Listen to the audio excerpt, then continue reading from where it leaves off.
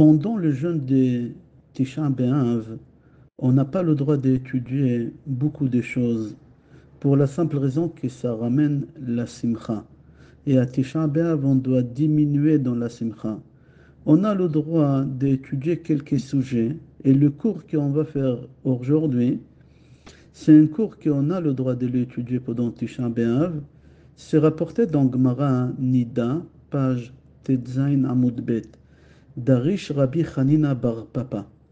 Il nous enseigne Rabbi Hanina Bar Papa que dans le ciel, il y a un ange qui s'appelle Laïla. Pourquoi on l'appelle Laïla? Parce que son travail, c'est la nuit. Qu'est-ce qui fait cet ange? C'est rapporté qu'au moment qu'une femme juive, elle va le soir au mikvé, cet ange-là, il l'accompagne, il la protège pendant toute la soirée, jusqu'à la fin des relations avec son mari. Et à la fin de la relation, cet ange-là, il ramène cette goutte devant Hachem et il dit à Hachem, Tipazo, Matiya Alea, cette goutte, qu'est-ce qu'elle doit devenir? C'est marqué dans le prophète Ishaïa au chapitre 21, Pasuk 12. Ata Boker Vegam Laila. Cet ange qui s'appelle Laïla, à la fin de la relation, le lendemain matin, il ramène cette goutte de spermatozoïde chez Akadosh Baruch Hu pour qu'Hachem il va décréter qu'est-ce qu'elle va devenir, cette goutte-là. Zachar ou Nekeva, mâle ou femelle, Gibor ou Khalash, fort ou faible, Chacham ou Tipesh, sage ou bête, Ashir ou Ani, riche ou pauvre, Katsar ou Aroch, petit détail ou grand détail, Mechoar ou Nae, moche ou beau, Ave ou Dak. Mais Racha ou Tzadik, Hachem ne décrète pas sur la personne son niveau de spiritualité. On appelle ça le libre arbitre de chacun. Et tout ça, Akadosh Baruch Hu décrète le soir de la conception, le soir de Mikveh de ta maman. À la fin, qu'Akadosh Baruch Hu il a décrété l'itinéraire de la vie de cette personne, Hachem donne un ordre à un ange qui est responsable des âmes. Et Hachem lui dit, va aller chercher telle âme. Et quand l'âme, elle arrive devant Hachem, elle se prosterne devant le roi des rois, Akadosh Baruch Hu. Et Hachem ordonne à cette âme de rentrer dans cette goutte. Et là, la Neshama, elle supplie Hachem de ne pas la laisser rentrer dedans. Elle ne veut pas descendre ici dans ce monde bas. Et Hachem, il a essayé de la convaincre, mais elle le refuse. Hachem, il la prend par force et il fait rentrer la Neshama dans cette goutte. Après l'ange, Laïla, il prend cette Neshama qui est dans la goutte et il la met dans le ventre de la maman. Et là-bas, il y a deux anges qui y gardent, qui ne sortent pas de cet endroit, au Chazve Shalom, qui n'aura pas une fausse couche. Et on lui fait rentrer à l'intérieur du ventre de sa mère une bougie allumée. On appelle cette bougie Oraganouz. C'est la lumière qu'Hachem il a créée à la création du monde. Et le bébé dans le ventre de sa mère, il peut voir d'un bout à l'autre bout du monde. Il n'a pas de limite dans la vision. Après cette nuit de la conception, c'est-à-dire le matin, l'ange, il vient chercher cette Neshama et pendant toute la journée, il la fait promener au Gan Eden, au jardin d'Eden. Il lui montre tous les tzadikim, comment ils profitent au Gan Eden. C'est marqué. Kol tzadikim yoshvim ve'atarotehem berashehem. Et là, l'ange, il lui demande, est-ce que tu connais ces gens-là? Est-ce que tu sais pourquoi ils sont là en train de kiffer? Et la Neshama, elle répond, il lui dit, non, je ne sais pas pourquoi, et je ne les connais pas non plus. Lo Adoni, comme ça c'est marqué. Et là, l'ange, il répond, il lui dit, ces gens-là, ils ont traversé les mêmes schémas que toi, les mêmes itinéraires que toi. Ils ne sont pas voulu descendre dans ce monde bas. Et par force, je les ai fait descendre. Et ils ont vécu ici 80 ans, 90 ans, 120 ans. Ils ont observé la Torah, les mitzvot. Et c'est pour ça qu'ils ont eu le mérite de pouvoir retrouver ici, dans cet endroit qu'on l'appelle le jardin d'Eden. Alors sache, l'ange il dit à la Neshama, sache, toi aussi tu vas descendre maintenant en bas. Et à la fin, il faudra que tu retournes ici, donner des comptes sur chaque chose que ce que tu as fait.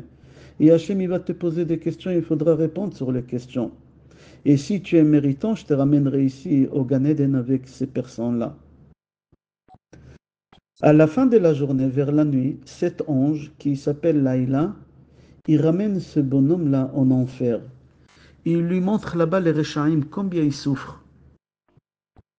Et l'ange, il lui dit à la Neshama, est-ce que tu sais pourquoi ils sont là? Est-ce que tu connais ces gens-là? Et lui, il répond, il lui dit, Lo Adoni, non monsieur, je ne sais pas qui c'est et je ne sais pas pourquoi ils sont là. Et là, l'ange lui dit, ces gens-là, ils étaient créés, ils étaient nés comme toi. Ils ont eu les mêmes itinéraires que toi. Mais ils ont cru qu'ils vont devenir éternels, jamais ils vont mourir. Ils se sont mal comportés. Et ils sont venus aussi au tribunal céleste. Et Hachem, il a décrété qu'il faut qu'ils aillent dans cet endroit qu'on l'appelle l'enfer. Sache, je te conseille, un jour tu mourras. N'y mets pas dans ta tête que tu es éternel. Le mauvais penchant, le Yetzer Hara, toujours il te fait croire que tu es encore jeune, que la vie elle est devant toi, tu as encore 1000 ans à vivre. Détrompe-toi. Je te conseille, comporte-toi bien dans ta vie pour que tu puisses éviter à cet endroit que tu vois. Troisième partie de la nuit, cet ange, il lui montre l'itinéraire de sa vie. Quel hôpital il va naître, quel jardin il va être, quelle école il va être, qui c'est ses copains, qui c'est ses parents, ses frères, ses sœurs, ses grands-parents. Il lui montre aussi qui c'est sa femme, qui c'est ses enfants. Il lui montre aussi la chambre de l'hôpital où il va mourir. Il lui montre le lit où il va mourir. Il lui montre aussi l'enterrement, comment il va se dérouler, qui va être présent à son enterrement. Et à la fin, il le ramène dans le ventre de sa mère cette fois-ci pour toujours et il n'a plus de relation avec l'autre monde. Le bébé, 24 heures après la conception, il n'a plus de relation avec l'autre monde. Et là, il est dans le ventre de sa mère pendant 9 mois. Il mange de ce que sa mère mange. Il boit de ce que sa mère boit. Et à la fin des 9 mois de grossesse, le même ange, il vient pour le chercher. Et il lui dit, tu te souviens de moi?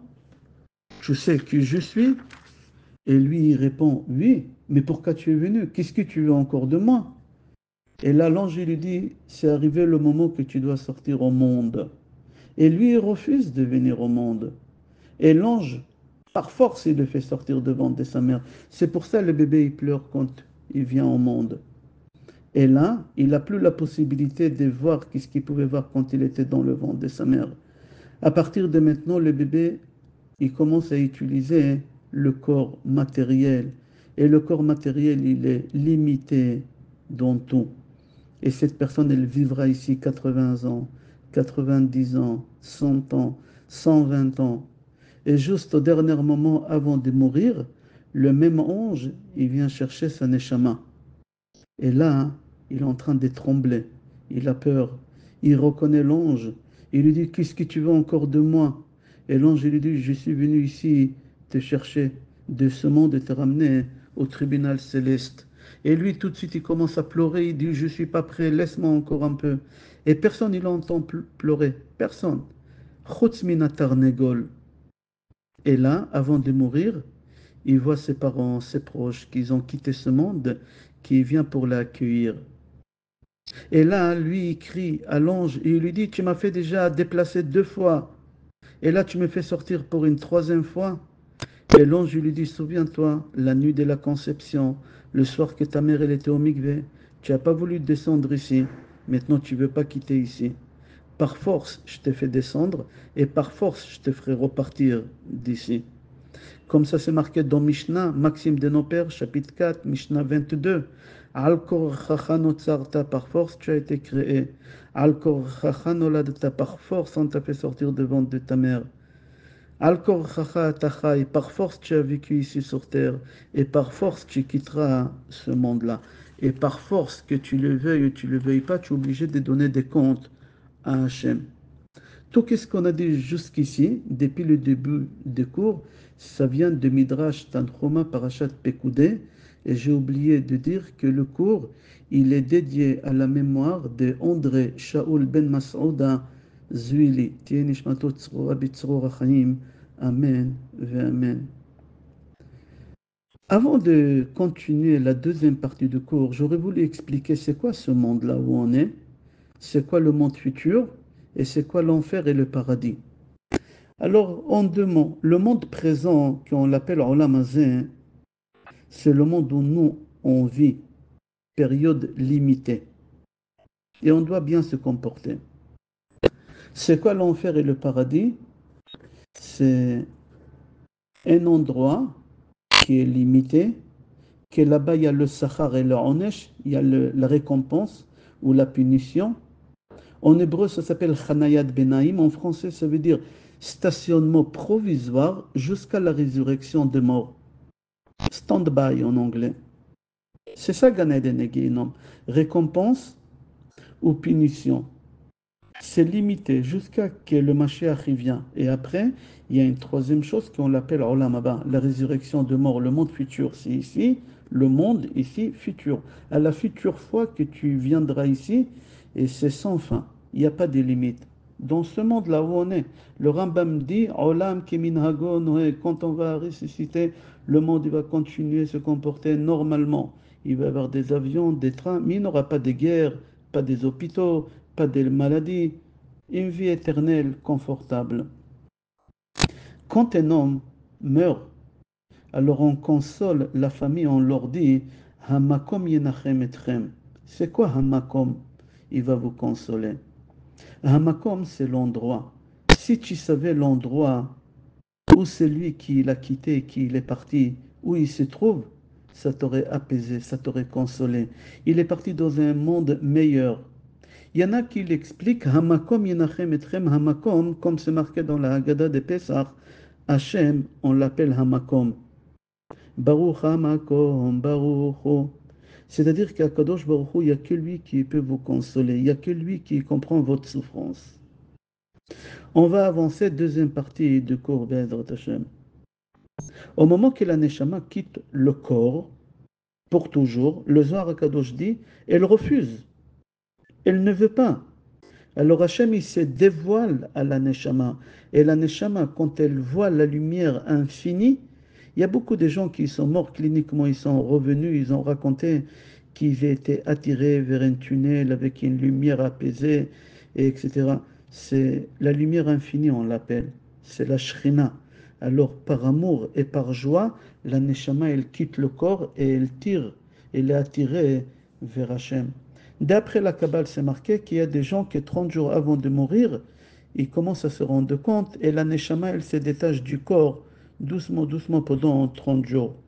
Et à partir du moment que la Neshama, elle est sortie du corps, alors le matériel et le spirituel, ils sont séparés. La Neshama, maintenant, elle peut voir des choses que tu n'as pas pu voir quand tu étais vivant.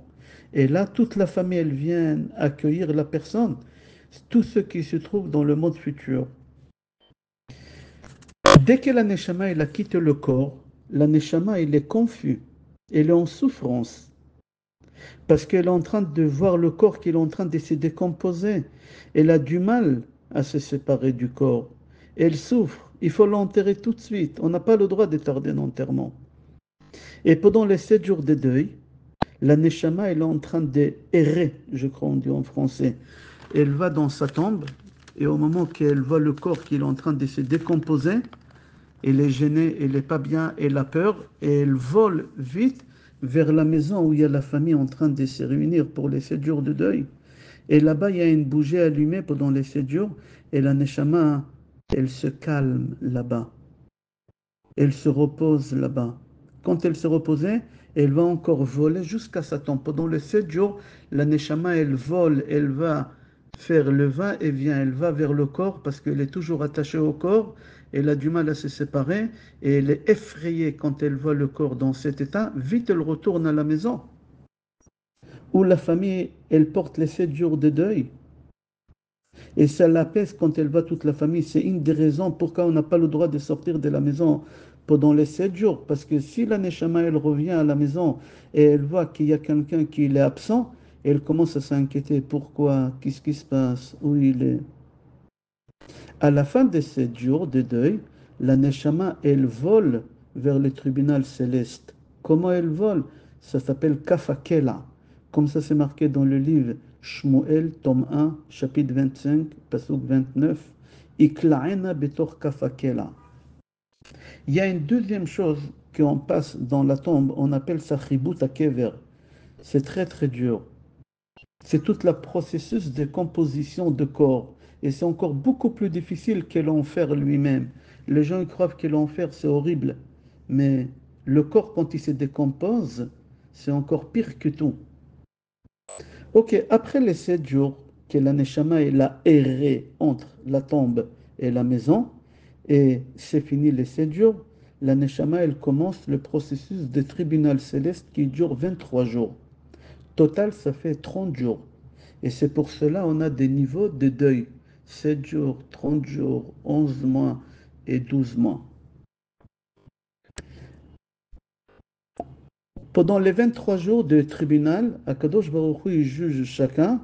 Et après, pendant le 11 mois, on doit payer par rapport à notre comportement. Alors, il y a des gens qui ne payent pas pendant 11 mois, pendant quelques instants. Ils n'ont pas fait beaucoup de péchés. C'était des gens spirituels, c'était. Alors, quelques minutes, quelques secondes, quelques instants, et après, ils vont y aller au Gan Eden.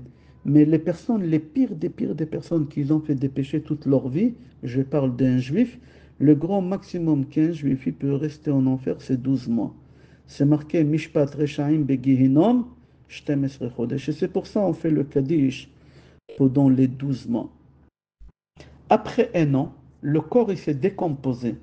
La Neshama, elle descend plus en bas pour voir le corps. Elle retrouve sa source en haut, de où elle est venue la nuit qu'elle a été, je crois, composée, on dit. La Neshama, elle sait tout. C'est-à-dire, c'est lui qui a perdu son père ou sa mère, Chas Shalom, la Neshama, en haut, elle sait tout ce qui se passe ici en bas. Et elle participe à tous les problèmes, à tous les soucis, à tous les disputes, à tous les joies, à tous les mariages, à tous les britotes. Dans tout, il participe. Au moment des enterrements, malheureusement, j'ai entendu des gens qui disent pour consoler les enfants, oui, votre papa, il va vous protéger d'en haut, il va vous aider, votre maman, c'est des bêtises. On n'a pas le droit de dire ces choses-là. C'est interdit, c'est marqué dans la Torah, l'otidrosh et la métim. Un mort, il peut rien faire pour toi. Que ce soit ton père, que ce soit ta mère, ou que ce soit le plus grand tzaddik, même Baba Salih. Il peut rien faire pour toi. On n'a pas le droit d'aller sur la tombe des rabbanim, on n'a pas le droit d'aller sur la tombe des parents et de leur demander des choses qui t'aident. C'est une idolâtrie. Mais par contre, quand tu vas sur la tombe d'un tzaddik, quand tu vas à la tombe sur des proches, tu demandes à Hachem, Bisrut Aniftar, grâce à celui qui est là, qui l'a enterré ici, Akadosh Baruch Hu, exauce ma demande. Ou la seule chose que tu peux demander à un mort qui va prier pour toi chez Hachem. C'est tout, pas plus que ça. Mais demander à un mort de faire des choses pour toi, c'est marqué Doresh et la Métim, c'est assourd. On avance. D'après la Kabbale, on évite d'aller au cimetière pour ne pas déranger.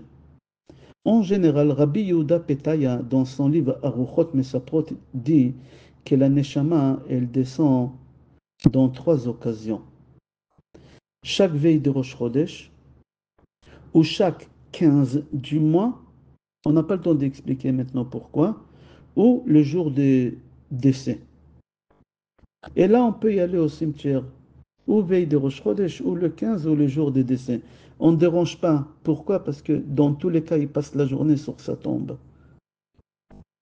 D'après la Kabbale, je précise bien, pas d'après la halakha, d'après la Kabbale, les femmes ne vont pas au cimetière, c'est dangereux.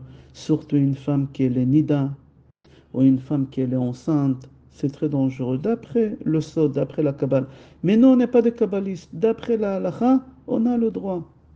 Il faut mieux éviter d'y aller quand on est nida ou quand on est enceinte. C'est rapporté dans Gemara Brachot, page Nun Aleph, que le meilleur ami de Rabbi Yoshua ben Levi, c'était l'ange de la mort. Et un jour, l'ange de la mort, il a dit à Rabbi Yoshua ben Levi trois choses. Parmi les trois choses qu'il lui a dit, il lui a dit, l'ange de la mort à Rabbi Yoshua ben Levi, si tu sors des cimetières et tu vois une femme là-bas, éloigne-toi. Parce que j'ai le droit à ce moment-là de la tuer et de tuer tout ce qui est celui qui est à côté d'elle. C'est une Gemara, mais nous, on n'est pas kabbaliste aujourd'hui. Alors les femmes, ils vont au cimetière. On avance. Pourquoi on pleure et on porte les deuils sur quelqu'un qui quitte le monde? Pourquoi? Je ne vais pas appeler ça d'égoïsme ou de nostalgie, mais je vais donner une image. Un homme, qu'on lui dit, voilà, il y a un héritage des milliards de dollars qui t'attendent aux États-Unis. Il faut que tu viennes ici habiter pour obtenir ton héritage des milliards de dollars. Alors toute la famille va accompagner cette personne à l'aéroport parce qu'il va partir pour quelques années. Et toute la famille qui l'accompagne à l'aéroport, il pleure. Il n'y a pas de raison de pleurer. Parce qu'il voyage dans un endroit meilleur. Il va arriver aux États-Unis, là-bas il a un héritage des milliards, il va devenir multimillionnaire, ce bonhomme. Mais quand même on pleure, même qu'on sait qu'il va dans le monde qui est meilleur. Pourquoi? Parce qu'on ne se verra pas pendant longtemps, jusqu'à que le Mashiach il va venir, Be'ezrat Hashem, jusqu'à qu'on aura la résurrection des morts. Et c'est pour ça qu'il y a des gens qui pleurent pendant l'enterrement. C'est dans la subconscience, on dit en français, je crois, de la personne. On doit aider beaucoup les personnes qui ont quitté le monde, des parents, des frères, des sœurs, chas shalom. Ils ont besoin de nous beaucoup plus dans leur mort que dans leur vivant. Et on peut les aider énormément. Comment? En faisant des kaddishim, surtout le kaddish en Israël, en prenant sur soi des choses, dans les mitzvot, dans la spiritualité. Il faut organiser des cours de Torah chez toi à la maison. Il faut que tu participes à des cours de Torah. Il faut bien se comporter. Ça leur fait du bien. Il faut avoir une parnassa qui est cachère. Ça fait du bien.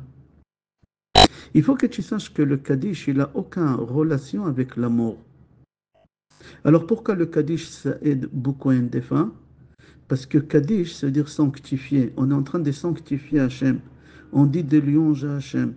Et quand on fait des louanges à Hachem, ça fait du bien à des personnes qui ont quitté le monde, de la famille. Dans le Kaddish, il n'y a pas le mot mentionné de deuil ou mort, etc. C'est que des louanges à Kadosh Baruch Hu.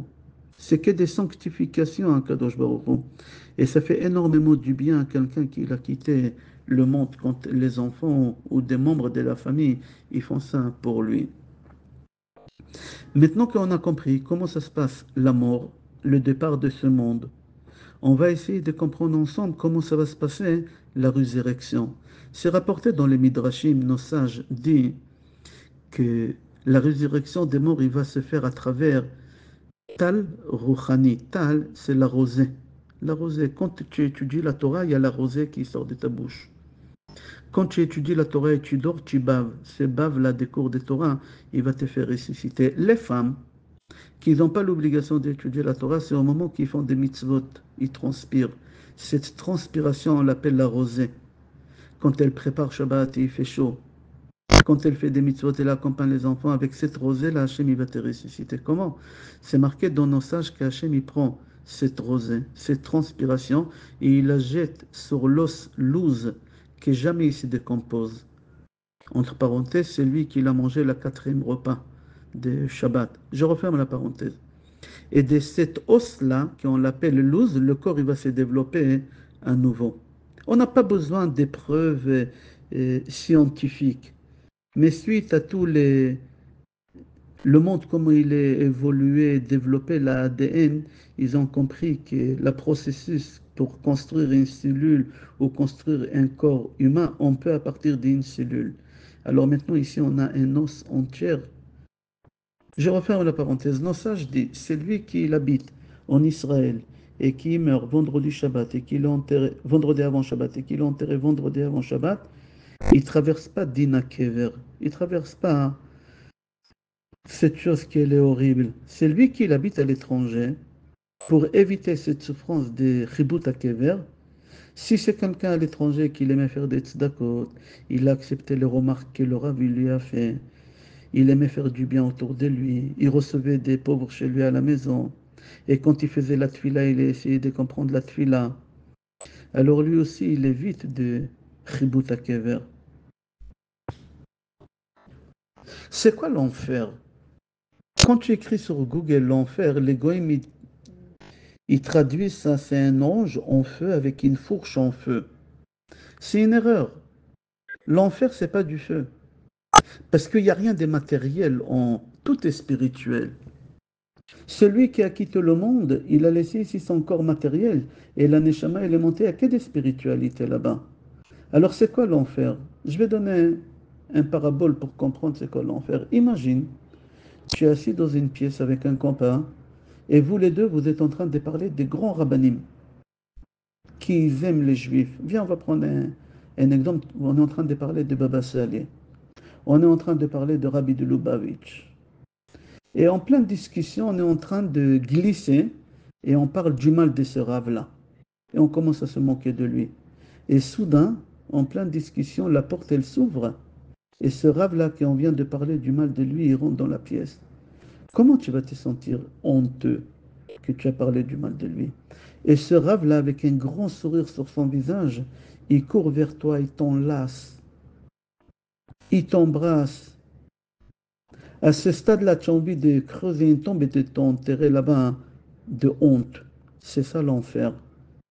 C'est pendant toute ta vie que tu as trahi Hachem, tu as parlé du mal de Hachem, tu t'es comporté mal après Hachem, et tu arrives au ciel, et là, Hachem, il t'enlace, il t'embrasse. Après 90 ans que tu t'es mal comporté avec lui, tu vas te sentir tellement honteux. C'est une souffrance spirituelle. C'est ça l'enfer. Qui va ressusciter à Triatamitim? Alors on dit Kol Israël Ishlaim Chelek L'Olam Haba. Tous les juifs ils vont ressusciter. Même ceux qui ont fait des péchés, même ceux qui ont fait des erreurs. Ils vont payer. Ils vont se nettoyer plutôt. Et après ils vont ressusciter. Je vais dire quelque chose peut-être qui va te choquer. Mais j'ai entendu, j'ai pas lu, de Rav Eyal Amrami qui a dit que Rizal dit que même Yeshua il va ressusciter. C'est un juif. Après qu'il a payé, qu'il a nettoyé, il s'est nettoyé, il va ressusciter. Je referme la parenthèse. Maintenant, qu'est-ce qui se passe avec les non-juifs? Tous les juifs, ils vont ressusciter. Kol, Israël, Eshlaim, les goïms, les non-juifs. Alors, c'est marqué dans nos singes que Chassidé Umot Haolam. C'est quoi Chassidé Umot Haolam? C'est tous les non-juifs qu'ils ont observé, qu'ils ont pris sur eux devant un Betdin, les Sheva Mitzvot Bnei Noach. Les 7 mitzvot noachiques. Eux aussi, ils vont ressusciter. Comment ça va se dérouler, la résurrection de mort? C'est rapporté dans le livre Othios de Rabbi Akiva. C'est marqué dans le prophète Échaïa au chapitre 27, pasuk 13, qu'à la résurrection de mort, Hachem, il va prendre un gros chauffard. Et il va sonner 7 sonneries. C'est marqué Ve'aya bayom hahu itaka b'shofar gadol ubaou haovdim be'eretz Ashur ve'anidachim be'eretz Mitzrayim ve'ishtachavu la'Adonai be'ar HaKodesh be'Yerushalayim. C'est rapporté dans Midrash Vaikra Rabbah. Vendredi de la création du monde, vendredi matin, la première heure, Hachem il a eu l'idée de créer l'homme. La deuxième heure, Hachem il s'est consulté avec les anges. La troisième ange, Hachem il a ramassé de la terre dans tous les endroits dans le monde et de tous les animaux. Et il a mis dans une bassine. La quatrième heure, il a malaxé. La cinquième heure, il a formé le corps. La sixième heure, la tête. La septième heure, il a insufflé la neshama. La huitième heure, Hachem il a fait rentrer Adam au Gan Eden. La neuvième heure, il lui a dit de ne pas manger de l'arbre de la connaissance. La dixième heure, l'homme il a fauté. La onzième heure, il a passé au tribunal. Et la douzième heure, Yatsa Bedimus. Il est sorti gagnant, c'était le jour de Rosh Hashanah. Pourquoi j'ai ramené tout ce processus de la création de l'homme? Parce que l'homme, depuis la première heure de vendredi jusqu'à la septième heure de vendredi, il n'a pas fauté. Il n'a pas fauté. Alors maintenant, il faut qu'à la résurrection de mort, on revient à la septième heure de la création de l'homme. Alors comment ça va se passer, la résurrection des morts? Elle va se passer, elle va se dérouler avec 7 sonneries. Akadosh Baruch Hu, il va prendre le gros chauffard. On a expliqué un jour c'est quoi le gros chauffard. Le bélier d'Yitzhak, le chauffard droit, il est petit par rapport à celui de gauche. Et Hachem, il va prendre celui, le grand par rapport à celui, le petit, il va sonner avec 7 sonneries. La première sonnerie, avant que le Mashiach il va venir, le monde il va trembler. Il va y avoir des tremblements de terre partout en Iran, en Irak, partout là-bas, il va y avoir des tremblements de terre. Et on a vu il n'y a pas longtemps des tremblements de terre en Syrie, etc.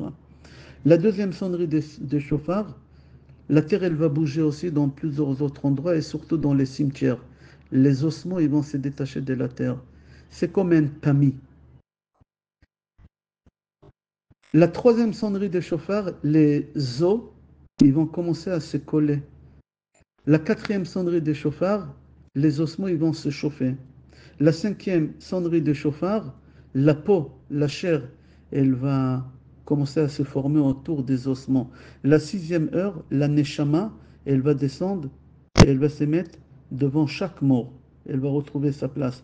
Et la septième sonnerie de chauffard, Akadosh Baruch Hu, il va faire rentrer, insuffler la neshama, comme à la septième heure, vendredi de la création d'Adam, Hachem, il va insuffler la neshama dans le corps et tous les morts, ils vont sortir de leur tombe. Et là, le monde, il va être infini, sans fin, sans limite, sans guerre, sans maladie, sans souffrance. Et on appelle ça Olam Shekulotov. Je te souhaite un bon fin de jeûne, Be'ezrat Hashem. Et le cours, il a la mémoire de André Shaoul Ben Masouda Zvili. Nishmato Eden. Amen ve Amen.